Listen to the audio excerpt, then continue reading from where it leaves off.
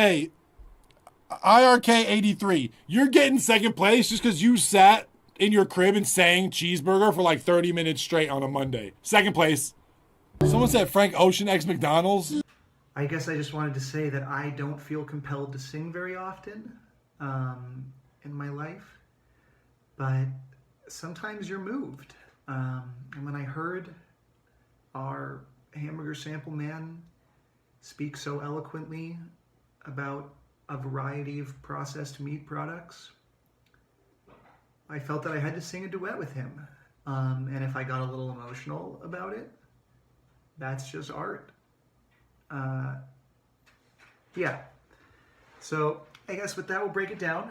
I'm sorry, I'm only in your left headphone. I don't really know what I'm doing with the screen recording stuff. And first of all, here's the sample. The way that I use the sample is basically as this like big processed bassy vocal thing. It sounds like this.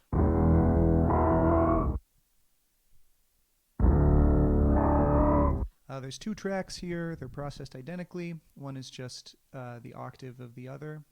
They're both running through 5 instances of auto pitch, some compression, some Kramer tape, some R bass, an auto filter, a lot more compression. This one's really like a limiter, I guess.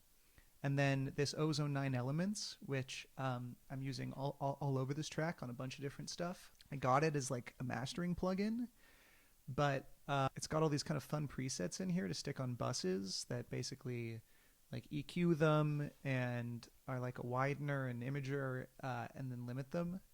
And I think they sound really cool. So that's doing some stuff. And then I put the bass back in mono. There's a bunch of different vocal tracks. Some are panned like left and right. And then the main one is down the middle. And that one's in mono so that when the other ones come in, there's like a nice fun widening effect. This track is just the same as the kind of down the middle one, but Ableton beat warped to be up like an octave or a fifth, and then it's got all the fun like blips and blops of Ableton beat warping. That sometimes this harmony one is singing or is playing on the octave, which sounds like this. Cheeseburger. And sometimes it's on the fifth, which sounds like this. Cheeseburger. These are all processed with various amounts of auto-tune. They're compressed together, run through some RC20 and another of these ozone patches, and then sidechained. Besides the vocals and the sample, most of the kind of the biggest melodic element of the song is this guitar sample. It's processed pretty heavily. It's going through some chorus, some OTT, some RC20, some Kramer tape, sidechain, and then another of the ozone patches.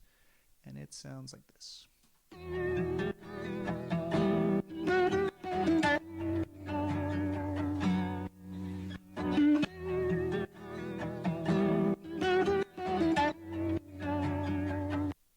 There's some additional guitar tracks which are like pitched up to be kind of a fill and then reversed to be a riser.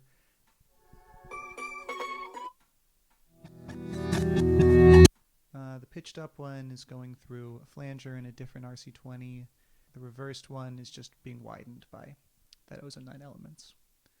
And so then to get the rest of the melodics in the song, I did Ableton's Convert Harmony to New MIDI track, which I think is really helpful if you're not a very good keys player like myself and you're time crunched like in a beat battle. It gives you this big MIDI track which will have some wrong notes in it, but if you just go through and like cut those out and maybe chop it around a little if you want, then I think you can get some pretty cool results. Here I just did that, and then it's a simpler with a sine wave from the Monty Booker kit.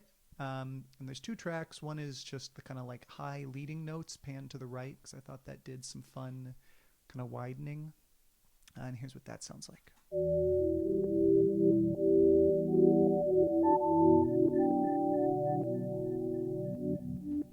And then the last melodic thing is this Addictive Keys patch.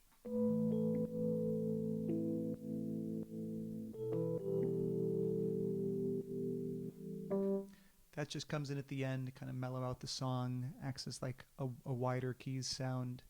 It's just sidechained and then widened. So last thing to talk about is the drums, which together sound like this.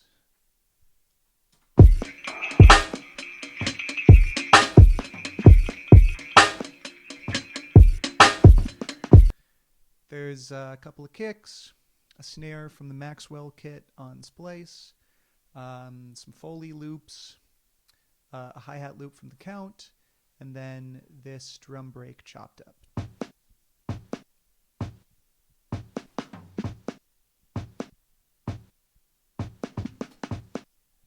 The Foley stuff, it's running through M auto pitch, not to auto tune it at all, just to formant shift it.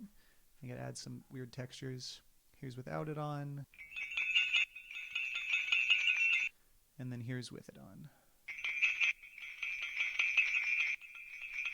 Yeah, and then the last thing in the song is it's another instance of the sample. I think it's just the whole sample sped up a bunch and then run through Ableton beat warping and kind of shortens to the transient. So it becomes a kind of like weird percussive Foley sounding thing. And then it's auto pitched, panned back and forth, and run through some RC20 and some reverb.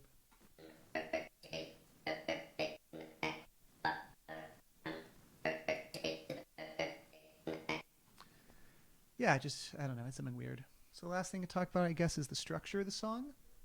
It starts out with just the vocal and the sample, brings in the keys, does like a little build and reverse into the drop of the song, and then about halfway through the drop of the song, it introduces the first chord change. And I couldn't tell you what chord it changes to, it's just from the sample. But I thought it was a fun way to kind of keep the song interesting in the back half. Here's what that sounds like.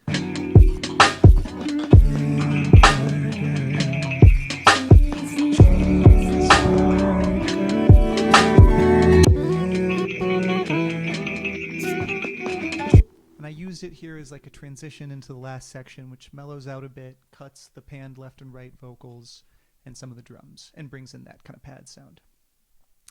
Yeah, so that's the whole song.